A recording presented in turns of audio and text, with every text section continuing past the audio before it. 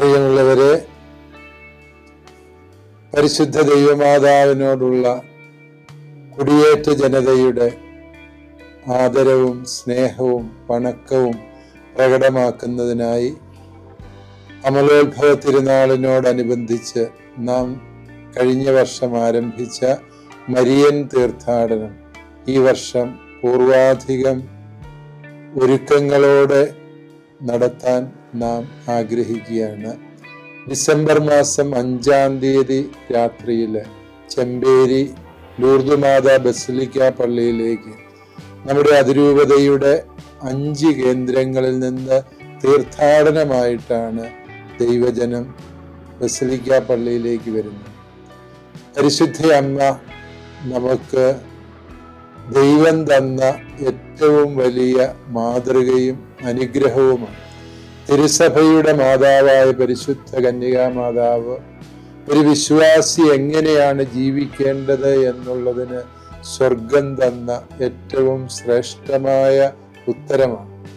പരിശുദ്ധ കന്യകാ മാതാവിനെ കുറിച്ചുള്ള പല തെറ്റിദ്ധാരണകളും പരക്കുന്ന ഈ കാലഘട്ടത്തിൽ പരിശുദ്ധ അമ്മയോടുള്ള ഭക്തിയുടെ യഥാർത്ഥ സ്വഭാവം എന്ത് എന്ന് ധ്യാനിക്കുവാനും പരിശുദ്ധ അമ്മ നമ്മുടെ ഓരോരുത്തരുടെയും ജീവിതവുമായി എത്രമാത്രം ആഴത്തിൽ ബന്ധപ്പെട്ടിരിക്കുന്നു എന്ന സത്യം പ്രഘോഷിക്കുവാനുമായി ഈ മരിയൻ തീർത്ഥാടനത്തെ നമുക്ക് പ്രയോജനപ്പെടുത്താം.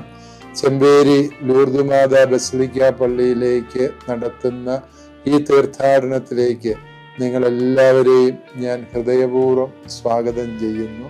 തീർത്ഥാടനത്തിന് ശേഷം രാവിലെ 3:30 മണിക്ക് ചെമ്പേരി ലൂർദ് മാതാ ദേവാലയത്തിൽ നാം ഒരുമിച്ച് അർപ്പിക്കുന്ന പരിശുദ്ധ കുർബാനയോടെയും അതുപോലെ പരിശുദ്ധ അമ്മയുടെ വിമല ഹൃദയത്തിന് നമ്മെയും നമ്മുടെ കുടുംബങ്ങളെയും ദേശത്തെയും പ്രതിഷ്ഠിക്കുന്ന വിമല ഹൃദയ പ്രതിഷ്ഠയോടെ ആയിരിക്കും ഈ തീർത്ഥാടനം സമാപിക്കുക. പരിശുദ്ധ അമ്മ വഴി ദൈവം നമ്മിൽ വർഷിക്കുന്ന എല്ലാ നന്മകളും അനുഗ്രഹങ്ങളും പ്രാപിക്കുവാൻ നമുക്ക് ഈ അവസരം കൃപയോടെ പ്രയോജനപ്പെടുത്താം. പ്രിയമുള്ളവരെ, ഈ തീർത്ഥാടനത്തിന് ഒരുക്കമായി നമ്മൾ 9 ദിവസത്തെ നവനാൾ പ്രാർത്ഥന നടത്തുകയാണ്. ഈ നവനാൾ പ്രാർത്ഥനയിലേക്ക് നിങ്ങളെല്ലാവരെയും ഞാൻ ഹൃദയപൂർവ്വം സ്വാഗതം ചെയ്യുകയാണ്. ഓരോ ദിനവും പരിശുദ്ധ അമ്മയെക്കുറിച്ചുള്ള പ്രത്യേകമായ വിചിന്തനങ്ങളും പ്രാർത്ഥനകളും നാം നടത്തും. അത് ഈ 9 ദിവസത്തെ ഒരുക്കങ്ങൾ നമ്മുടെ ഈ തീർത്ഥാടനത്തെ കൂടുതൽ അർത്ഥപൂർണമാക്കാനും കൃപാദായകമാക്കാനും സഹായകമാകും.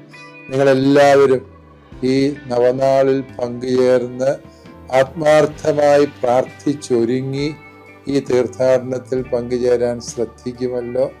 എല്ലാവരെയും ദൈവം സമർത്ഥമായി അനുഗ്രഹിക്കട്ടെ എന്ന് പ്രാർത്ഥിക്കുന്നു.